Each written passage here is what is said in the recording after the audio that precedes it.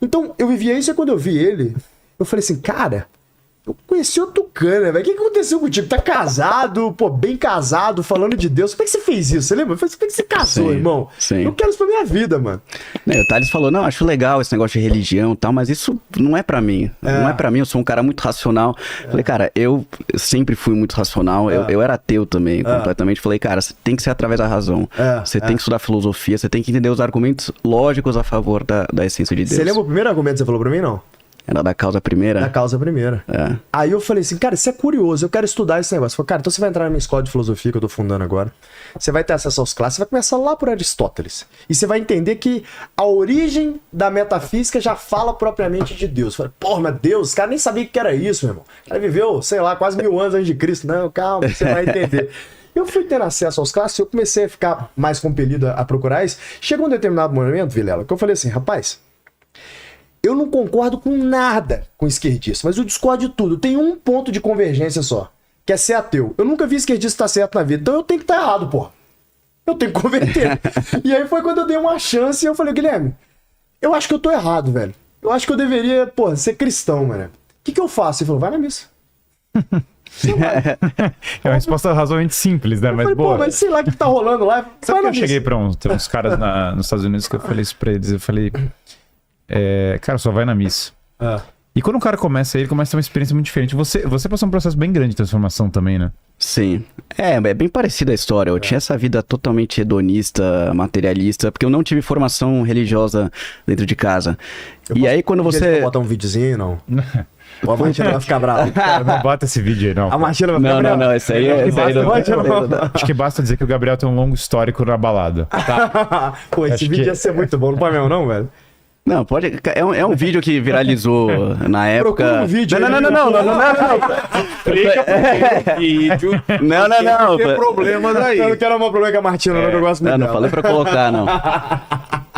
Não, basicamente é um vídeo de uma música famosa que você com certeza sabe. Acredite em mim, mas ele não quer falar, então deixa pra lá. Não, eu tava morando eu acho bonito, pô, o processo de conversão, como que mudou, tipo, dois mundos. Sei lá, tá ligado? Bom, eu fui all in nessa vida, né, de hedonista e tudo mais. E como eu não tive essa formação religiosa dentro de casa, cheguei ali com 14, 15 anos, você começa a procurar respostas, né? O que é isso? Aí eu caí nos autores ateus, Richard Dawkins, Sam Harris, Christopher Hitchens. E quando eu tinha 15 anos também, eu li o Manifesto Comunista do Marx. Aí eu virei ateu e comunista numa tacada só. Imagina o estrago que isso fez na minha cabeça. Aí com 17 para 18 anos comecei a trabalhar, aí me curei do comunismo. Essa parte foi mais fácil. Quando aprende a fazer conta, né? Geralmente. Mas pra me curar do ateísmo demorou mais alguns bons anos. E aí foi nessa época que eu conheci o Guilherme, comecei a estudar, comecei a descobrir a filosofia, os clássicos, e foi por esse caminho racional. Deixa eu dar um contexto histórico aqui, né? No século XIX surge esse movimento niilista ali na Rússia, né? Tanto que depois você vê em autores como Dostoiévski, que ele acaba refletindo personagens ali que vivem a essência do niilismo, né? E o niilismo nada mais é do que realmente a essência que matou Deus para a sociedade, né? Então o que eles fazem ali? Deixa eu pegar a metafísica e negar a existência da metafísica e falar que na verdade é tudo relativo, né? Então você pega autores como Kant, como Sartre, como Nietzsche, o próprio Nietzsche que declarou a morte de Deus, né? Eles criam esse vazio existencial nas pessoas, são todos autores ali, cara, depressivos, envolvidos com pedofilia, alguns deles, tudo é o lixo da humanidade, né? Então esses caras produzem esse chorume ali que cria nas pessoas uma sensação de que o homem é livre, então você pode fazer o que você quiser com a sua liberdade e tudo que vem da igreja é tóxico, é ruim, e a igreja quer te escravizar. Que é a essência, inclusive, diabólica, né? O diabo ele é um anjo que ele nega o comando, né? A hierarquia divina e fala, não, Deus, não na verdade, servirei. Não vou servir. Deus, na verdade, quer nos escravizar. Então essa vida de liberdades, né, que é a essência do niilismo, gerou um efeito colateral na sociedade que a gente tem hoje, todas essas doenças da alma e da cabeça, né, pessoal, a depressão, isso é efeito colateral de niilismo, né, porque as pessoas não têm propósito, né, ela não tem um fim, ela não tem um direcionamento, então ela vive aos seus prazeres, né, e ao viver os seus prazeres, no final do dia ela fala assim, já que eu sou livre, então eu vou viver livremente o sexo, vou viver livremente a droga, vou viver livremente as minhas escolhas viciosas, eu vou sair do meu emprego e aí eu vou ficar rodando aí pela rua, pelo mundo, aproveitando minha juventude. Só que a conta chega, né? Aí a conta chega ali, né, pra mulher, muitas vezes 33, 34, 35 anos, o homem vai chegar talvez um pouquinho mais tarde, ali uns 40 e poucos, e o cara vai olhar pra ele e falar assim, cara, eu sou um merda, eu não tenho uma família, eu não tenho uma carreira, eu só fiz escolha de merda na minha vida, eu, queimei todas as pontes de pessoas que queriam me ajudar, que pessoas que seriam legais pra minha vida, e aí você cai numa depressão mesmo. Ou muitas vezes o jovem não tem um propósito, o cara não tem um esporte que ele pratica, ele não tem um objetivo, ele não tem uma paixão por nenhum assunto, ele vive aquela vida ali de ficar rodando o TikTok e o Instagram e entrando no Xvideo tocando punheta, e aí daqui a pouco ele fala, pô, a minha vida é uma merda, eu sou depressivo. Porra, é óbvio que você é depressivo, você é viciado em dopamina barata. Isso tudo é efeito colateral do niilismo, né? Ou seja, a ausência de ordem. E de novo, o que é ordem? Ordem é Deus. Então, quando a gente vê esse movimento de renascimento cristão que eu tenho visto, né, e o renascimento cultural que esses caras, inclusive, estão liderando aqui no Brasil, a gente vê, na verdade, é um antídoto para o niilismo, é uma volta para a ordem pré-século XIX. Ele quer voltar para a base, voltar para o clássico, né? Parar de negar aquilo que foi toda a construção intelectual que a gente construiu a sociedade, que nasce lá até antes, né? Platão já falava mais ou menos de conceitos metafísicos, mas foi Aristóteles que sistematizou isso, né? Eu acho que no caso, falando do nosso tema que é o Brasil, né? O que eu acho que acontece muito aqui? Muito dessa baixa autoestima que as pessoas têm vem do fato do brasileiro ele não enxergar o potencial. Acho que aqui vocês passaram por transformações de vida muito fortes, né? Que é isso, de ter uma perspectiva de valores e ter outra. E eu acho que o Vilela já viu várias pessoas que tiveram aqui transformações, né? Sim.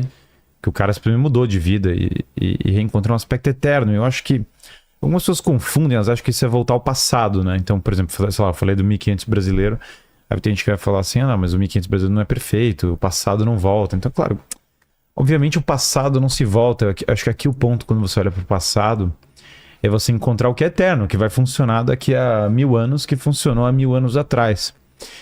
E é engraçado, né? Porque tem coisas que o Brasil, qualquer restauração do Brasil, qualquer restauração cultural do país, vai passar por coisas que são eternas, não por coisas que são perecíveis, não por coisas que são da moda atual, não por coisas que são do dia atual. O Brasil tem uma ordem constitucional mais antiga do que a americana, se você considerar as ordenações manuelinas. E a gente toda hora fala, a Constituição americana é tão antiga, é tão boa, não sei o quê. A nossa foi perdida. O Brasil tem um poder incrível, com uma população com todo tipo de pessoas, com um potencial gigante.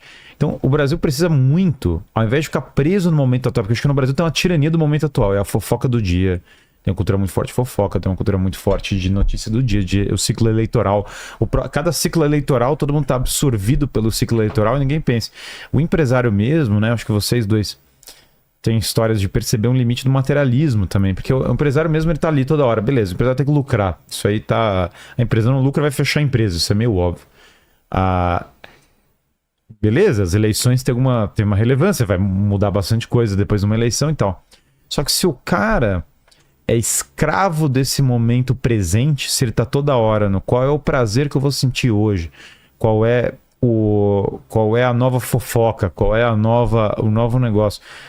Você vê isso na cultura brasileira, todo mundo cresceu com a cultura a fofoca do dia, o último negócio, uma coisa meio noveleira, né? Que eu tenho que toda hora projetar a vida do outro.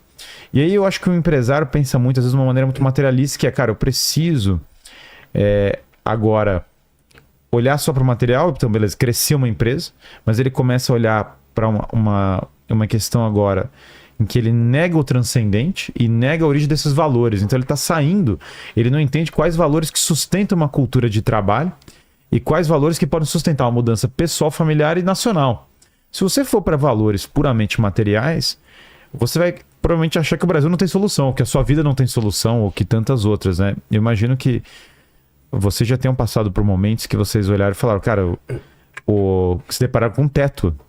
De certo, vocês acharam que eu resolver os problemas e não iam, né? Isso muda a perspectiva completamente, porque você pode falar, sei lá, nos últimos 4 anos o Brasil piorou.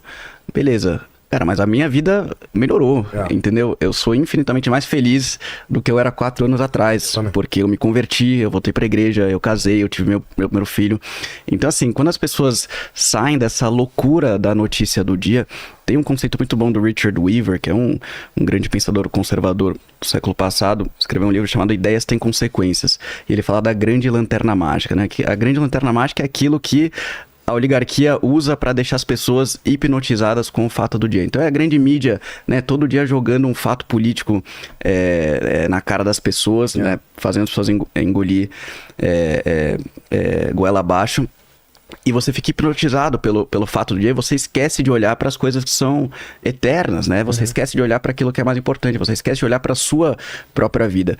Eu acho que o que aconteceu no Brasil, nas eleições de 22, foi muito positivo, em certo sentido, porque muita gente foi... né, porque todo mundo colocou essa energia gigantesca na política. Então o pessoal foi pra rua, fez manifestação e tudo mais. E aí muita gente bateu num muro. E as pessoas foram obrigadas a abandonarem a ilusão de uma solução política de curto prazo.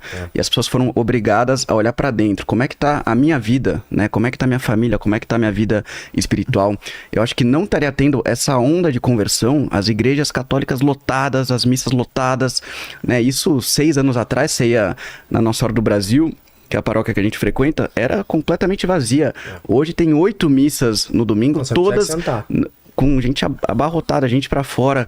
Então, eu acho que esse olhar pra dentro tá sendo fundamental. E se a gente quer, de fato, melhorar o nível da cultura do Brasil, a gente precisa que as pessoas façam isso, porque esse processo começa dentro. Não tem como você pensar numa solução pro Brasil se as pessoas não estão passando por essa mudança interior.